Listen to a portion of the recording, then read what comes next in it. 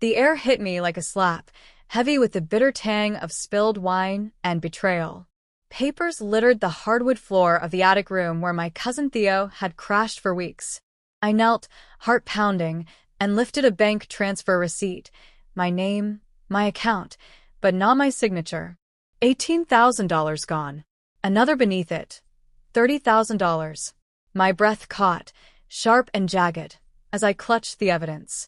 The room was a husk, closet bare, backpack vanished, even the old Polaroids of us at Cannon Beach, laughing under a kite-filled sky, now just empty frames catching the dawn's glare.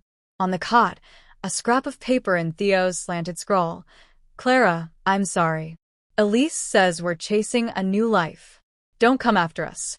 I slumped onto the cot, its springs creaking under me. Theo, 39, had slipped away like a thief in the night, taking more than money. He'd stolen my faith in family. The receipts felt like lead in my hands, each one a cut deeper than the last. Soft footsteps broke my daze. My nephew, Liam, 10, hovered in the doorway, his pajama sleeves too long, eyes wide but steady. He scanned the mess, papers, empty drawers, the hollow frames. "Aunt Clara, what's going on?" His voice was calm, too calm for a kid. I swallowed. Words stuck like thorns. How do you tell a child their uncle gutted your life?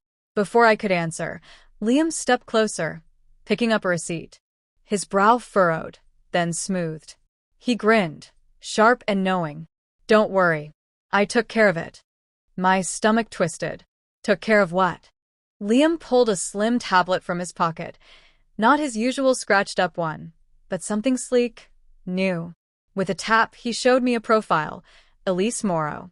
Mugshots, aliases, charges, wire fraud, identity theft, larceny across 5 states. "That's Theo's girlfriend," Liam said, matter of fact. "Not who she claims." My mouth went dry. "How did you?" "I've been tracking him." Liam cut in, voice cool, adult-like. His encrypted chats, his burner phone. "I hacked his cloud account when I saw Elise. Wasn't real. Court records, bank logs. It's all there if you know the dark web." I gripped the cot's edge, dizzy. My nephew, who still begged for extra screen time, was talking like a cyber vigilante. His fingers flew across the tablet, pulling up warrants, IP logs, even a GPS pin. "Theo's done," he said, meeting my eyes with a glint that chilled me. I made sure. A loud rap at the front door jolted me. Through the peephole, 2 detectives stood under the misty Tacoma sky, badges glinting. "Miss Vance," the shorter one said as I opened the door. "Detective Morrow, with Officer Lynn. Can we talk?"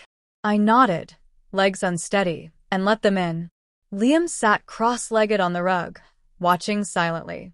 Morrow laid out a dossier, surveillance stills of Theo at bank counters, Elise smirking beside him. Transfer records with my forged signature. Texts plotting their getaway to Mexico. "A tip came through at 4 a.m., Lynn said. "We nabbed them at a truck stop off I-5, 20 miles west. Most of your money's secured." I stared at the papers, then at Liam.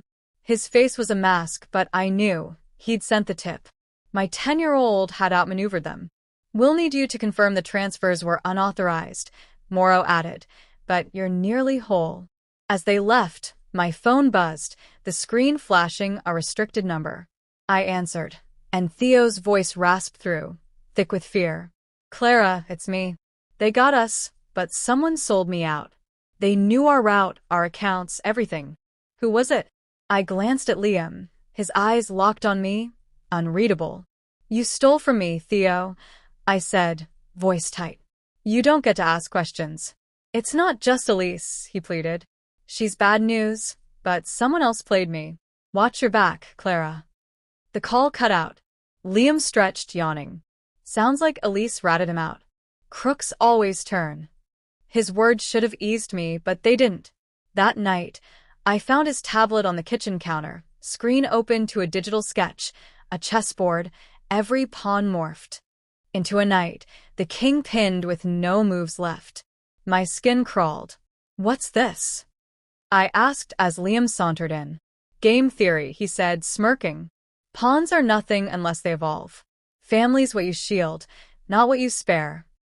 I set the tablet down, heart racing. Liam, you're a kid. This isn't your fight. He tilted his head, smile too polished.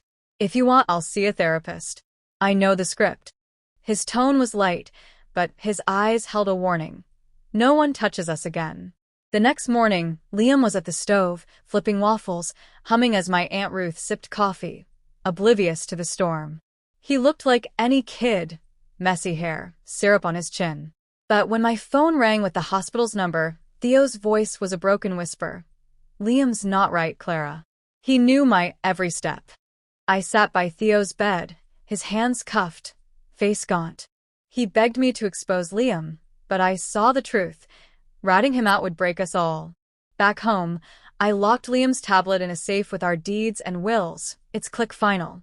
At breakfast, Liam passed me a waffle, his smile bright, innocent. I ate, the sweetness sour, telling myself silence was armor, even as I wondered what checkmate my nephew was plotting next.